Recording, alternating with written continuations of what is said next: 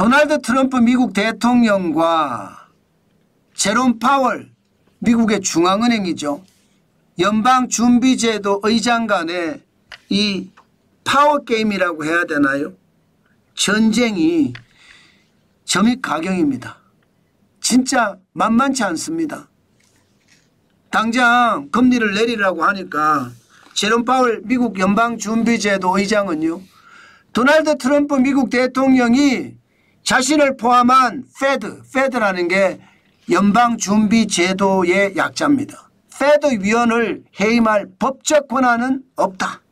아예 이렇게 탁 부러지게 이야기를 했습니다. 탁 부러지게.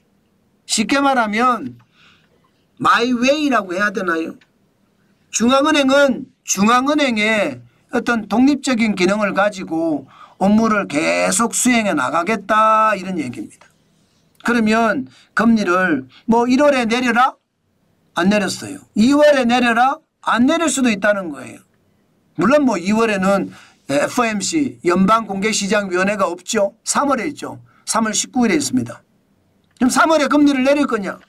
안 내릴 가능성이 굉장히 많다는 겁니다. 왜? 물가가 너무 많이 올라가니까. 미시간 대학에서 발표하는 단기 기대 인플레이션을 보면 굉장히 많이 올라갔거든요. 심지어 4.3%까지 올라갔습니다. 그러니까 연방준비제도 의장, 중앙은행의 의장 입장에서는 이 물가부터 잡아야 돼. 물가 이러다가 폭등해. 이러다가 미국 경제 고굴하죠. 이러다가 미국 경제의 거품이 붕괴할지도 몰라. 이런 생각을 할 수 있단 말입니다. 그래서 더 이상 내리기가 어렵다. 이렇게 얘기하고 있는 겁니다. 그러니 제롬 파월 연방준비제도 의장하고 도널드 트럼프 미국 대통령하고의 파워게임은 아마 시장을 점점 출렁거리게 만들 겁니다. 오늘 시장을 한번 보세요. 난리도 아니죠. 나스닥 종합주가지수입니다. 0.36% 결국은 떨어져서 마감을 했습니다. 70.41이 떨어졌고요. 19,643.86으로 마감했어요.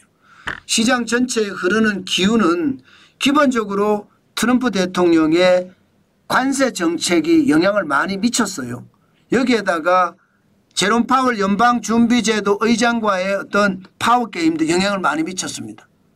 그러니까 관세 이야기가 나오면 툭 떨어졌다가 다시 올라가면 트럼프 대통령과 제롬 파월 연방준비제도 의장이 싸운다는 이야기가 되니까 툭 떨어지고 이렇게 왔다 갔다 시장은 급등과 급락을 반복하면서 하루 종일 불안한 장세를 보였다. 이게 핵심입니다. 기본적으로 시장에서는요. 투자자들이 어떤 심리를 가지게 만드느냐가 시장을 더 올라가게 할 수도 있고 더 떨어지게 할 수도 있거든요.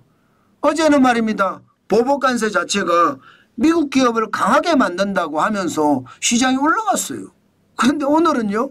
거꾸로 말입니다. 보편관세가 오히려 경제를 더 망치고 있다. 그러면서 트럼프 대통령과 제롬 파월 연방준비제도 의장 간의 말다툼 내지는 파워게임이 시장을 더 어렵게 하고 또 이렇게 시작을 합니다. 참 심리가 강하게 움직이는 거죠. 결국은 심리가 움직이는 겁니다. S&P 500 대형주 중심 S&P 500도 마찬가지입니다. 등락이 장난 아니에요. 출렁. 그리고 결국은 0.03% 오르는 데 그쳤습니다. 2.06이 올라서 6068.50으로 마감했습니다. 다우산업지수는 조금 달랐어요. 다우산업지수는 중대형주 내지는 중소형주가 중심이잖아요. 블루칩 중심이니까 이게 뭐 크게 많은 영향을 그렇게까지는 받지 않았습니다. 그러나 시장은 결국 말입니다. 다우산업지수도 영향을 조금씩은 받았습니다. 마지막은 0.28이 올랐고 123.24가 올라서 44,593.65로 마감했습니다. 전체적으로 보면 시장은요. 결국 트럼프 대통령과 제롬 파월 연방준비제도 의장 간의 파워게임 그리고 트럼프 대통령의 관세 정책 이것이 시장을 주류를 이루면서 상황에 따라서 계속 흔들렸다. 이게 시장 전체를 볼 수 있는 내용이다 이렇게 생각을 합니다. 종목별로 보더라도요. 필라델피아 반도체 지수 뭐 첫 시작은 굉장히 많이 올라갔었어요. 필라델피아 반도체 지수도. 그런데 결론적으로는요. 뭐 찔끔 올라가는데 그쳤습니다. 5079.97로 마감했거든요. 결국은 참 떨어졌습니다. 0.053%. 조금 떨어진 거죠. 많이 떨어진 건 아니고요. 그래도 5천은 유지했다는 거. 예, 그게 핵심이고요.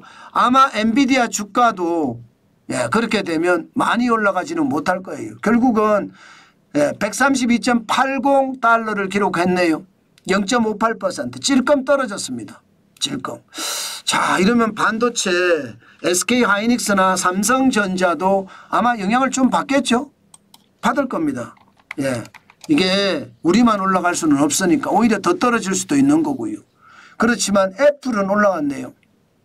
애플은 2.18% 올라서 232.62달러를 기록을 했습니다. IT가 좀 낫다는 의미인가요? 아마 애플 같은 경우도 신형폰이 나오기 시작할 거고 삼성전자도 신형폰이 나오기 시작할 거고 그러니까 좀 달라지지 않을까 그렇게 예상은 합니다. 그러나 분명한 것은요. 분명한 것은 애플이 2.18% 올랐다. IT의 어떤 흐름이 좋아졌다. 이렇게 얘기할 수 있고요. 테슬라. 이게 문제예요. 테슬라는 지금 정치적 이슈까지 같이 걸려 있잖아요. 그래서 오늘은 꼬꾸라졌습니다. 완전히. 328.50달러까지 꼬꾸라졌어요. 오늘만 6.34% 떨어졌습니다.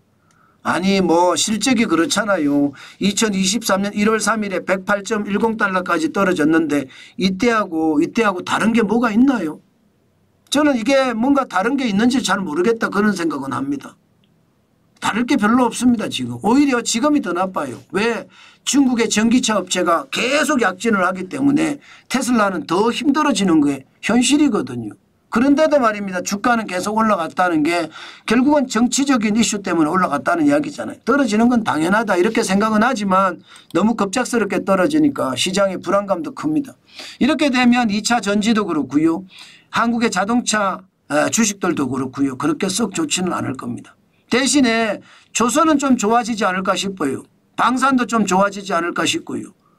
예, 아마도 오늘은 좀 떨어지겠죠. 하나 에어로스페이스가 워낙 많이 올라갔으니까 뭐 20%가 넘게 폭등했잖아요. 조금 오늘은 조정할지도 모르겠다 그런 생각은 있지만 전체적으로는 시장 우리가 지독하게 보면서 경계감을 가지고 보셔야 된다. 그 말씀 마지막으로 드립니다. 예, 오늘도 여러분 주식시장은 출렁거릴 겁니다. 많이 출렁거릴 거예요. 예, 게다가 트럼프 대통령의 관세 정책이 어떤 종목에 영향을 미치느냐에 따라서 더 많은 영향을 미칠 수도 있으니까 항상 보시면서 시장에 대응하시기 바란다. 그 말씀 마지막으로 드립니다.